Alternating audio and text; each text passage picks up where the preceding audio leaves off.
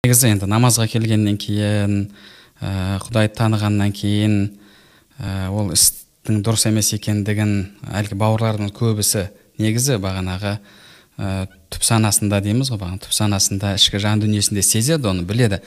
Бірақ бұл жерде енді мына жағынан нәпсі деген нәрсе бар, бағанағы оңай ақша табу деген нәрсе бар. Осы нәрселер кейде адамды сол шариғаттың талаптарын орындаудан тосып тұрады. Мысалы, бағанағы арақ қойылған, бағанағы арақ шарап қойылған тойларға барып ән айтатын намазхан әншілер бар. Намазхан әншілер бар. Ол ісің дұрыс емес қой, білесің бе десең, иә білемін дейді. Біледі ол дұрыс емес екендігін. Яғни мәлімет ретінде ода бар ол нәрсе. Нәпсі жіберді. Бірақ бұл жерде мысалы егер ол тойға барады да, ол бір түнде мысалы бір $1000 табады. $1000, $2000 табу мүмкін. Енді төменгі жағын айтатын болсақ та, енді одан да көп табатындар бар.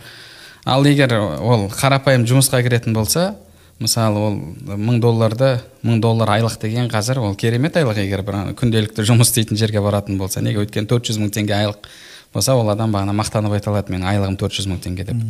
Ол сол 400 мың теңгені табу үшін таңертең кешке дейін күнде жұмыс істеу керек. 9-дан 6-ға дейін жұмыс істейді. Күнде мысалы аптасына 5 күн, аптасына 6 күн.